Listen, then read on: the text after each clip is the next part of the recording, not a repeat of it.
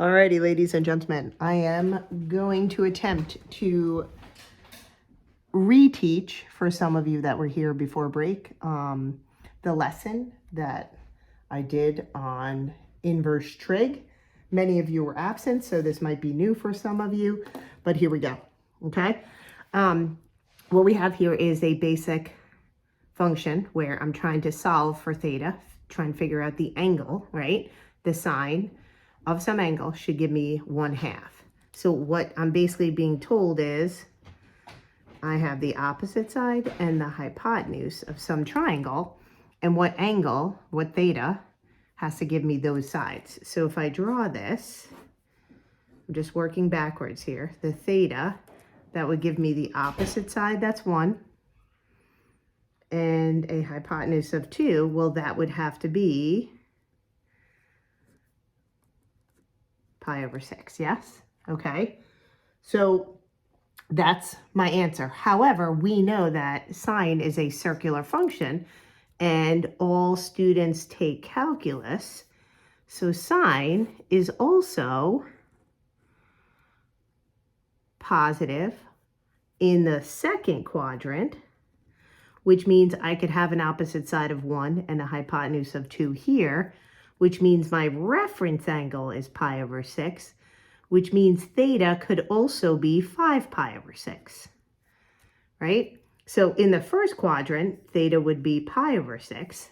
Second quadrant, theta would be 5 pi over 6. But again, there's multiple answers here because we know that's just the smallest angle we could give. Theta could also be, a full rotation is 12 pi over 6, isn't it? So if I did 12 pi over 6 plus 1 pi over 6, couldn't another answer be 13 pi over 6? Right? And by the same reasoning, couldn't we have another answer of 5 pi over 6 plus another full rotation of 12 pi over 6? And therefore, our answer could also be, what's that, 17? Yeah, 17 pi over 6, right? We have infinite number of answers, which if you think about it, if we have a function, ooh, that got very big. Function. My input right here, which is the 1/2, which is the number, is driving my theta value. So right now, the value of 1/2 has a corresponding theta value of pi over 6, 5 pi over 6, 13 pi over 6, 17 pi over 6, which means one input, right, of 1/2 is giving me an infinite number of outputs, which means this is not a function.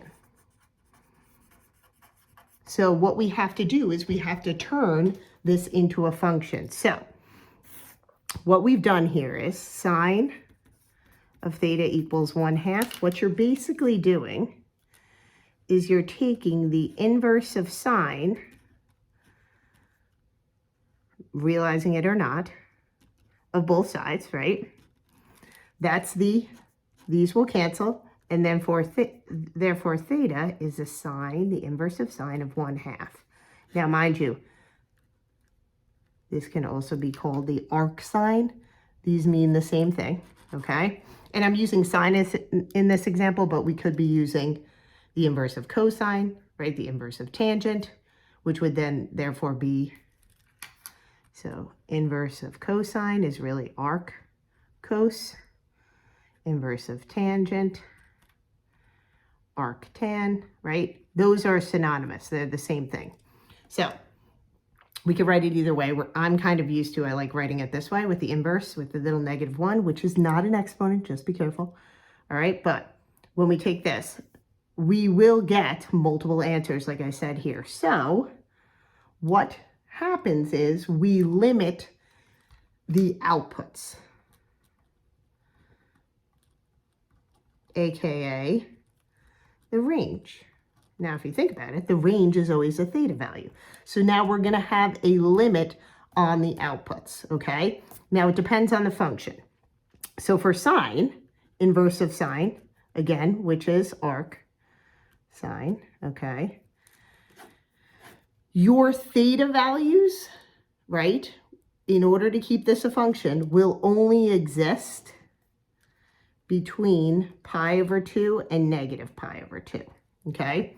Those are like the fundamental or basic answers to a trig function. Again, a trig function has multiple outputs, right, when we're trying to solve it, but we're going to give the most basic if we're using inverse sine or arc sine, okay?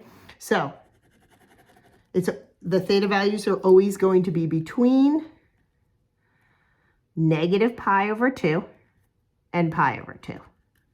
Notice, I didn't say 3 pi over 2, right? This should always be a negative theta value, okay?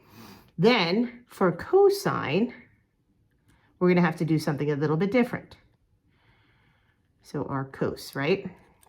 So if you think about it, the reason we use the first and the fourth quadrant here is because all students take calculus. We need to evaluate both positive and negative values. This is when sine is positive. And then we can't go into the second quadrant because we don't want another value, right, where sine will be positive. So we never use the second quadrant or the third. And then if we're evaluating a negative value, that will give us a theta in the fourth quadrant, okay? So you're always going to use two quadrants, one of which allows you, I should say, to evaluate a positive value and evaluate a negative value, okay? Now, for cosine, if you think about it, we can't use the fourth quadrant because cosine is positive there, okay? So we always use the first quadrant because that's where everybody's positive. And then for cosine, what we're going to do is our outputs, our theta values, this is for sine, right? For cosine, it's always going to be in the first, where cosine is positive, and in the second, where cosine is negative. So your theta values, your outputs, your range is always going to be between 0 and pi, okay? You're never going to use the third quadrant or the fourth quadrant for inverse of cosine, all right? And then tangent is really, remember, tangent of theta is sine over cosine, okay? So this is going to kind of follow the rules of sine, which we'll see later on as we do more trig, but this will follow the same rules or the same output limit on range for sine. So you're always going to use between pi over 2 and negative pi over 2, okay? Now, the only catch here is if we're doing the inverse of tan or the arctan, we can't actually evaluate pi over 2 because if you remember, at pi over 2 and negative pi over 2 are asymptotes for the tangent value because that's when cosine will be equal to 0. So our outputs will be between negative pi over 2, not including, and pi over 2, okay? So that's what I want you to take away here is what quadrants you evaluate inverse of sine, inverse of cosine, and inverse of tangent, okay? And their reciprocal functions follow the same rules, okay, as far as what quadrants you're going to use, all right? So let's take a look at actually using this, all right? So here are some examples that I wrote down, okay? If we take a look here, each time you have the inverse or the arc sine and cosine of that of some value, okay? So that means we're going to follow the rules of the restrictions on our range, okay, or our outputs. So if I see the inverse of sine, then I know I have to be in quadrants 1 or quadrant 4, okay? Now, since this is a positive rad 2 over 2, that means it has to, if it's sine, right, and I have a positive rad 2 over 2, that means I gotta be in quadrant 1, because that's when sine is positive. So if I think about it, right, unrationalized, this is really 1 over rad 2. So that's my opposite. This is my hypotenuse. So therefore, this will be, what theta value am I looking for here? Well, theta will be pi over 4, okay? Because if I think about it, the sine pi over 4 is rad 2 over 2. Yes, isn't it? Okay, so you're looking for a theta value when you are evaluating the inverse of a function, okay? You're looking for a radian measure, okay? Now, cosine, I'm thinking to myself, okay, cosine is restricted, right, to quadrant 1, just like everybody else, but I have to go into quadrant 2, because that's where it would also be negative. So if I look here, and remember, our cosine is really just the inverse of cosine, okay? Then this is a negative value. So this is telling me, right, I am going to be in, sorry, I just realized I made a mistake here. This could have been in quadrant 4.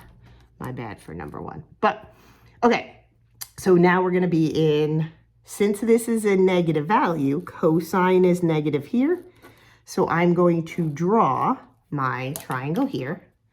I know this is my adjacent side. That's my hypotenuse, because that's the definition of cosine. And therefore, theta, right, the angle here will have to be, well, this would be 1, so then this would be pi over 6. However, you have to be careful. We're in quadrant 2, so we can't just give the reference angle. We actually have to give the angle from its initial position.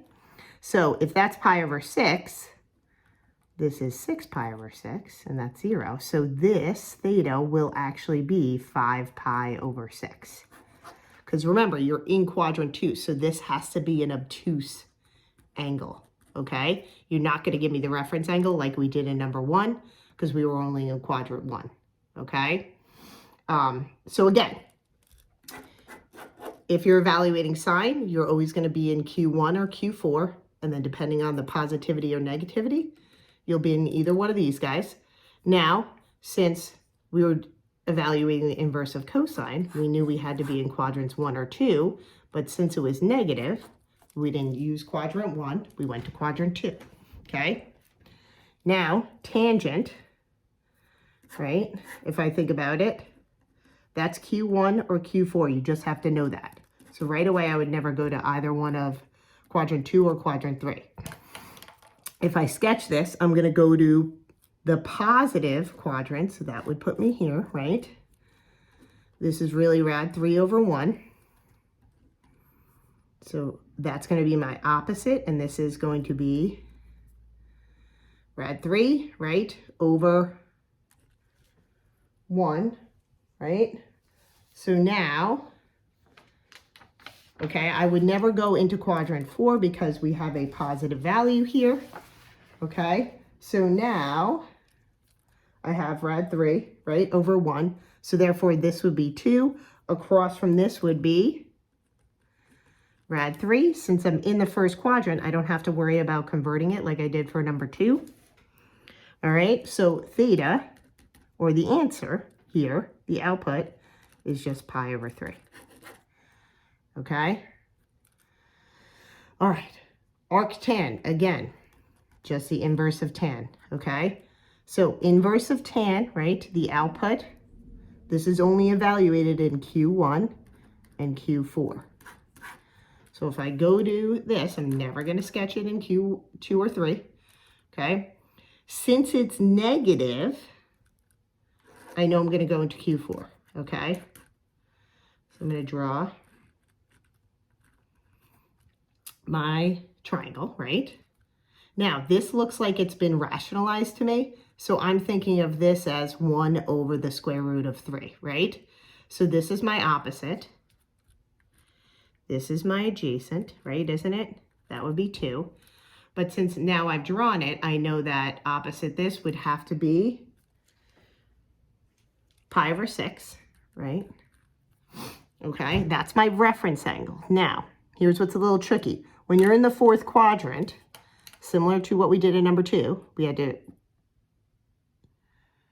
express this, right, as an obtuse angle. Here, we're not going to use pi over 6 because that's not where we are. Pi over 6 would be in the first quadrant. We want to express this as an angle that would put us in the fourth quadrant. Now, someone decided that we will not use the reflex angle here. We will use the negative reference angle here. So theta will just be negative pi over 6. Okay, so you're going to, if it's in the fourth quadrant, you just express it as the negative reference angle. Okay, and that goes back to this idea, right? Do you see how theta is always between negative pi over 2 and pi over 2? So you're not going to use any angles larger than, I should say, reflex angles, okay? You'll have obtuse angles if you're evaluating inverse of cosine, and then sine, you're always going to use the positive acute or the negative acute angle, okay? All right, so now let's take a look at this guy. Inverse of sine, I'm looking at inverse of sine. That's going to put me, okay, Q1, Q4, okay? So right away, I'm never going to go into either one of these. Since it's negative rad 2 over 2, I'm going to go to not quadrant 1, but quadrant 4. So now this looks like it's been rationalized again. So it's negative 1 over rad 2. So opposite, right? It's going to be 1. This is rad 2. So this looks like a pi over 4.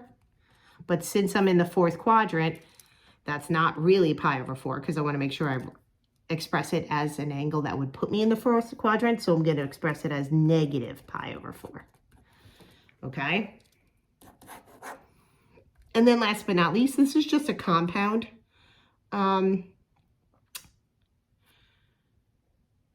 inverse trig expression, okay? So here, what you're going to do is you're first going to evaluate that just like we've been doing, okay? So if I'm doing the inverse of sine, right, arc sine of rad 3 over 2, what I'm thinking to myself is I'm going to get a theta value for this, okay? So sine, inverse of sine, Q1, Q4. Since it's a positive value, I'm going to go to Q1. This is rad 3 over 2, opposite over hypotenuse.